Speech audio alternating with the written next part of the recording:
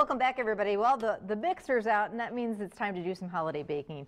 One of our favorite viewers is here. She's a great at-home cook, loves to bake. Christine Brodersen, good to see you. Happy holidays. Thank you very much. Did you have a nice Thanksgiving? I did. It was lovely. I bet it was delicious at your house.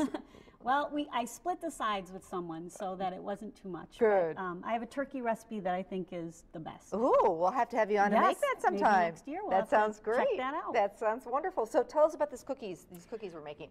Today we're making a hazelnut shortbread. Ooh. And I love that it's hazelnut because that's not a common nut. Right. And at Christmas time there could be ubiquitous pecans and walnuts and things, but this is hazelnuts.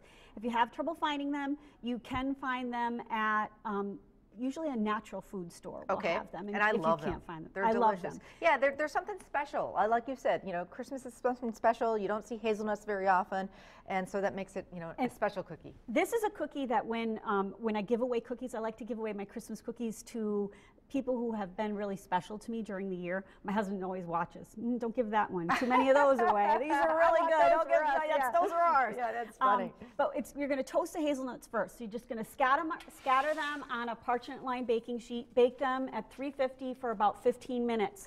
Don't be worried. Let it go 15 minutes. And the brown skin is going to, so they're already shelled, but the brown skin is going to crackle.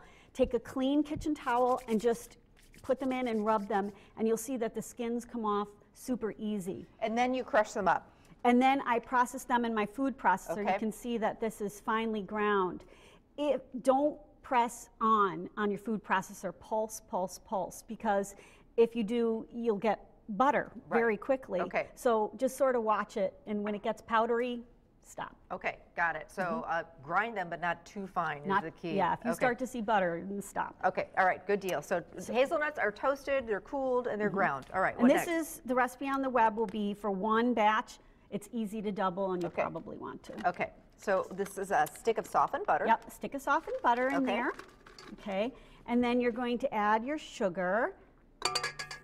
Now, should I start working on we're melting some chocolate chips over here. We're going to melt the chocolate chips. The safest way to do it is the whole double boiler method. I mean, you can carefully do it in the microwave, but we just got some water going. We've got a heat-proof dish. These happen to be really nice. What kind of chocolate is this? That's milk chocolate, and you want milk chocolate. Milk chocolate. For this recipe, don't use the semi-sweet or the dark. Use milk chocolate. Okay, good to know. We'll get them in there. Okay, so we've creamed our butter and sugar. At home, would you want to do it quite a bit longer, or we're about good here? Yeah, probably, I would. Okay. Now we're going to add the ground hazelnuts. Okay. Okay, I'm going to put that in, mix it, and I might need to just lift this up and get it working. You bet. In there a little bit. So the ground hazelnuts. This isn't a super sweet one either. And that's why I like shortbread cookies, because it's really all about the butter, you know? Yes, it is all about the butter. What's better than butter? No, I don't know. Not a lot. Yeah. And then we're going to add our flour. It's a pretty simple recipe, Yeah, it really is. The baking powder and the salt. And sometimes the best recipes, they just sort of enhance what the natural flavors are. True. I'll go slow so I don't make a mess. I think when you're cooking Christmas cookies, you should make a mess. That's absolutely. That's what it's all about. Is. Yes, I always say little mess in the kitchen, that's what vacuum and dogs are for. So. That's right. Now, with the shortbread, you don't want to overmix it. Okay. So we're just going to mix it until it's together. And you're going to see that this dough isn't creamy. It's kind of crumbly. Yeah, it's kind of crumbly and a little sticky. So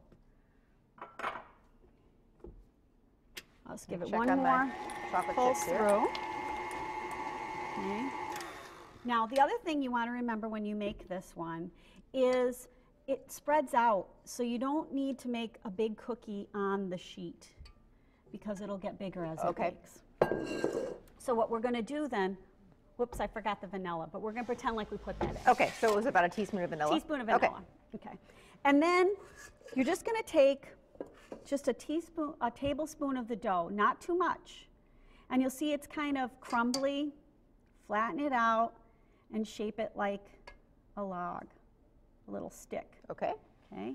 And then you're going to put that on lined parchment paper, a cookie sheet. I think parchment paper, it's you should always use parchment paper so it doesn't stick, because if it sticks, you've ruined it. Yep, I agree. And I think cookies actually bake up a lot prettier sometimes. I think they do. They don't get so brown on the bottom.